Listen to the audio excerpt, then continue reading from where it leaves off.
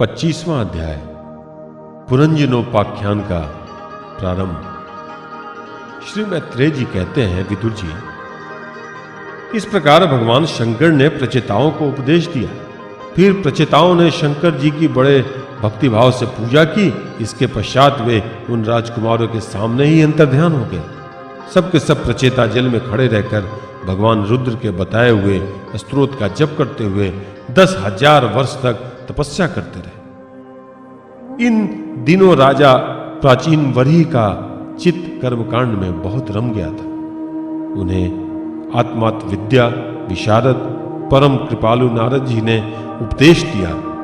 उन्होंने कहा कि राजन, इस कर्मों के द्वारा तुम अपना कौन सा कल्याण करना चाहते हो? दुख के अत्यंतिक नाश और परमानंद की प्राप्ति का नाम कल्याण है, वह तो कर्मों से नहीं मिलेगा।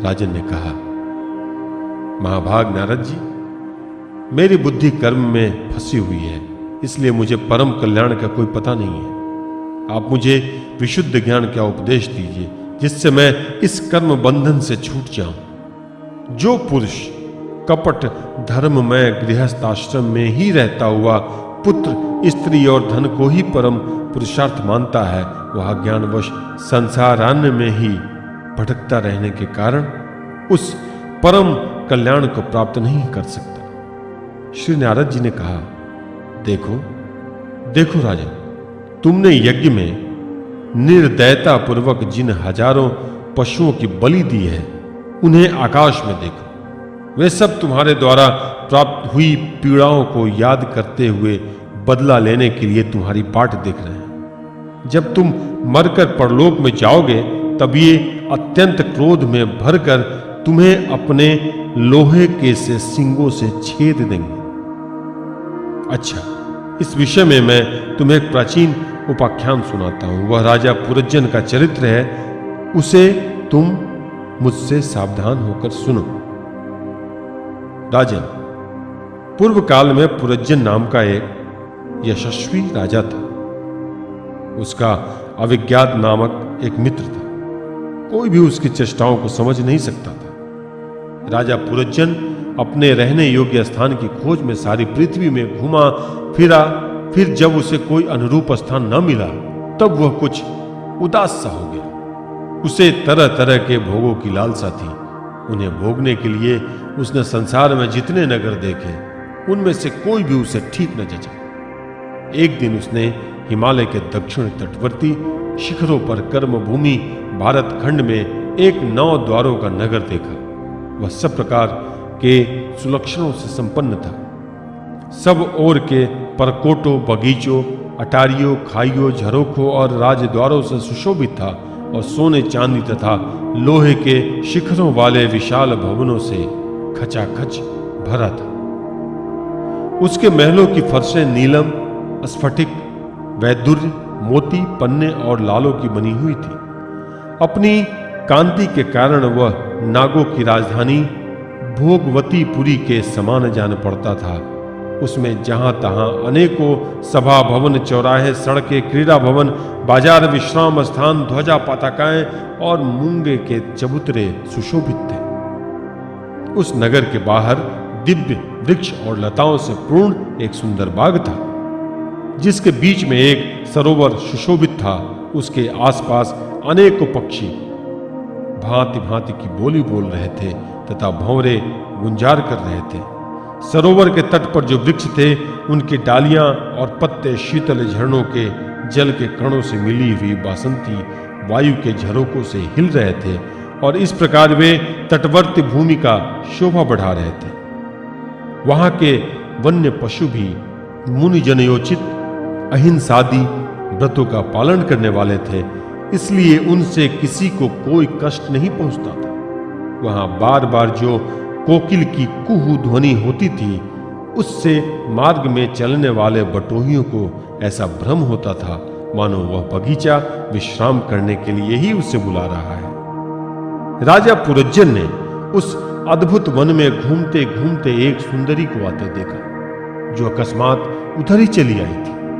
उसके साथ 10 सेवक थे, जिनमें से प्रत्येक 100-100 नायिकाओं का पति था। एक 5 फन वाला सांप उसका द्वारपाल था, वहीं उसकी सब ओर से रक्षा करता था। वह सुंदरी भोली भाली किशोरी थी और विवाह के लिए श्रेष्ठ पुरुष की खोज में थी। उसकी नासिका, दंत पंडित, कपोल और मुख बहुत सुंदर थे। उसके समान कानों में कुंडल झिलमिला रहे थे। उसका रंग सांवला था, कटिप्रदेश सुंदर था। वह पीले रंग की साड़ी और सोने की करधनी पहनी हुई थी तथा चलते समय चरणों से नुपुरों की झनकार करती जाती थी। इसलिए क्या वह साक्षात कोई देवी से जान पड़ती थी? वह गजगामिनी बाला, किशोर अवस्था की सूचना देने वाले अपने गोल गोल समान और परस्पर सटे हुए स्तनों को लज्जावश बार बार आंचल से ढकती जाती थी। उसकी प्रेम से भटकती भौवें और प्रेम पूर्ण तिरछी चितवन के बाण से घायल होकर वीर पुरज्जन ने लज्जायुक्त मुस्कान से और भी सुंदर लगने वाली उस देवी से मधुर वाणी में कहा, कमल दल लोचिनी, मुझे बताओ कि तुम कौन हो, किसकी कन्या हो? साध्वी, इस समय आ कहां से रही हो? भीरू, इस पुरी के समीप तुम क्या करना चाहती हो? सुभ्रू, तुम्हारे साथ इस 11वें महान शूरवीर से संचालित ये 10 सेवक कौन है, और ये सहेलियां तथा तुम्हारे आगे आगे चलने वाला यह सर्प कौन है? सुंदरी, तुम साक्षात लज्जा देवी अथवा उमा, रमा और ब्राह्मणी में से कोई हो? यहां वन में मुनियों की तरह एकांतवास करके क्या अपने पतिदेव को खोज रही हो? तुम्हारे प्राणनाथ तो तुम उनके चरणों की कामना करती हो, इतने से ही पूर्ण काम हो जाएंगे। अच्छा, यदि तुम साक्षात कमला देवी हो तो तुम्हारे हाथ का क्रीड़ा कमल कहां गिर गया? सुभगे, तुम इनमें से कोई तो हो नहीं, क्योंकि तुम्हारे चरण पृथ्वी का स्पर्श कर रहे हैं। अच्छा, यदि तुम कोई मानवी ही हो तो लक्ष्मी जी जिस प्रकार भगवान विष्णु के साथ वैकुंठ की शोभा बढ़ाती हैं, उसी प्रकार तुम मेरे साथ इस श्रेष्ठ पुरी को अलंकृत करो। देखो, मैं बड़ा ही वीर और पराक्रमी हूं, परंतु आज तुम्हारे कटाक्षों ने मेरे मन को बेकाबू कर दिया है। तुम्हारी लजीली और रतिभाव से भरी मुस्कान के साथ भावों के संकेत पाकर यह शक्तिशाली कामदेव मुझे पीड़ित कर रहा है। इसलिए सुंदरी, अब तुम्हें मुझ पर कृपा करनी चाहिए। शुचि स्मिते, सुंदर भवें और सुधड़ नेत्रों से सुशोभित तुम्हारा मुखारबिंद इन लंबी लंबी काली अलकावलियों से घिरा हुआ है। तुम्हारे मुख से निकले हुए वाक्य बड़े ही मीठे और मन हरने वाले हैं, परंतु वह मुख तो लाज के मारे मेरी ओर होता ही नहीं। जरा ऊंचा करके अपने उस सुंदर मुखड़े का मुझे दर्शन तो कराओ। श्री नारद जी ने कहा, वीरवर, जब राजा पुरज्जन ने अधीर से होकर इस प्रकार याचना की, तब उस बाला ने भी हंसते हुए उनका अनुमोदन किया। वह भी राजा को देखकर मोहित हो चुकी थी। वह कहने लगी, नरश्रेष्ठ, हमें अपने उत्पन्न करने वाले का ठीक ठीक पता नहीं है, और न ही हम अपने या किसी दूसरे के नाम या गोत्र को ही जानती हैं। वीरवर, आज हम सब इस पुरी में है, इसके सिवा मैं और कुछ नहीं जानती। मुझे इसका भी पता नहीं कि हमारे रहने के लिए यह पुरी किसने बनाई है। प्रियवर, ये पुरुष मेरे सखा और स्त्रियां मेरी सहेलियां हैं, तथा जिस समय मैं सो जाती हूं यह सर्प जागता हुआ इस पुरी की रक्षा करता है। शत्रुदमन, आप यहां पधारें, यह मेरे लिए सौभाग्य की बात है। आपका मंगल हो। आपको विषय भोगों की इच्छा है, उसकी पूर्ति के लिए मैं अपने साथियों सहित सभी प्रकार के भोग प्रस्तुत करती रहूंगी। प्रभु, इस 9 द्वार वाली पुरी में मेरे प्रस्तुत किए हुए इच्छित भोगों को भोगते हुए आप सैकड़ों वर्षों तक निवास कीजिए। भला आपको छोड़कर मैं और किसके साथ रमण करूं? दूसरे लोग तो न रति सुख को जानते हैं, न विहित भोगों को ही भोगते हैं, न परलोक का ही विचार करते हैं, और न कल क्या होगा इसका ही ध्यान रखते हैं। अतएव पशु तुल्य है। अहो, इस लोक में गृहस्थाश्रम में ही धर्म, अर्थ, काम, संतान, सुख, मोक्ष, सुयश और स्वर्गादि दिव्य लोकों की प्राप्ति हो सकती है। संसार त्यागी यति जन तो इस सब की कल्पना भी नहीं कर सकते। महापुरुषों का कथन है कि इस लोक में पितर, देव, ऋषि, मनुष्य तथा संपूर्ण प्राणियों के और अपने ही कल्याण का आश्रय एकमात्र गृहस्थाश्रम ही है। वीर शिरोमणे, लोक में मेरे जैसी कौन स्त्री होगी जो स्वयं प्राप्त हुए आप जैसे सुप्रसिद्ध, उदारचित और सुंदर पति को वर्णन न करेगी। महाबालो, इस पृथ्वी पर आपकी सांप जैसी गोलाकार सुकोमल भुजाओं में स्थान पाने के लिए किस कामिनी का चित्त न ललचाएगा। आप तो अपनी मधुर मुस्कानमयी करुणापूर्ण दृष्टि से हम जैसे अनाथाओं के मानसिक संताप को शांत करने के लिए ही पृथ्वी पे विचर रहे हैं। श्री नारद जी कहते हैं, राजन, उन स्त्री पुरुषों ने इस प्रकार एक दूसरे की बात का समर्थन कर फिर 100 वर्षों तक उस पुरी में रहकर आनंद भोगा। गायक लोग सुमधुर स्वर में जहां तहां राजा पुरज्जन की कीर्ति गाया करते थे। जब ग्रीष्म ऋतु आती थी तब वह अनेक स्त्रियों के साथ सरोवर में घुसकर जल क्रीड़ा करता। उस नगर में जो 9 द्वार थे उसमें से 7 नगरी के ऊपर और 2 नीचे थे। उस नगर का जो कोई राजा होता उसके पृथक पृथक देशों में जाने के लिए ये द्वार बनाए गए थे। राजन, इनमें से 5 पूर्व, 1 दक्षिण, 1 उत्तर और 2 पश्चिम की ओर थे। उनके नामों का वर्णन करता हूं। पूर्व की खदोत्ता और आविर्मुखी नाम के 2 द्वार एक ही जगह बनाए गए थे। उनमें होकर राजा पुरज्जन अपने मित्र धुमान के साथ विभ्राजित नामक देश को जाया करता था।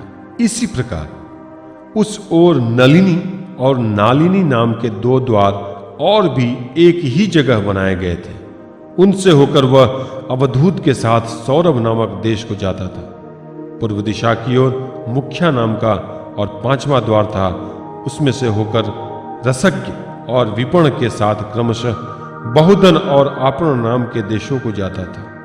पुरी के दक्षिण की ओर जो पितृहु नाम का द्वार था, उनमें होकर राजा पुरज्जन शूत्रधर के साथ दक्षिण पांचाल देश को जाता था। उत्तर की ओर जो देवहु नाम का द्वार था, उससे श्रुतधर के साथ ही वह उत्तर पांचाल देश को जाता था।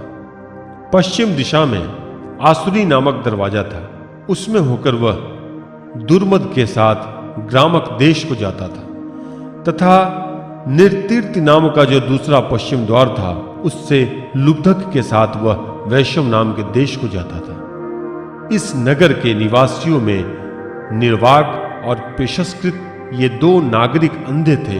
राजा पुरज्जन आंख वाले नागरिकों का अधिपति होने पर भी इन्हीं की सहायता से जहां तहां जाता और सब प्रकार के कार्य करता था।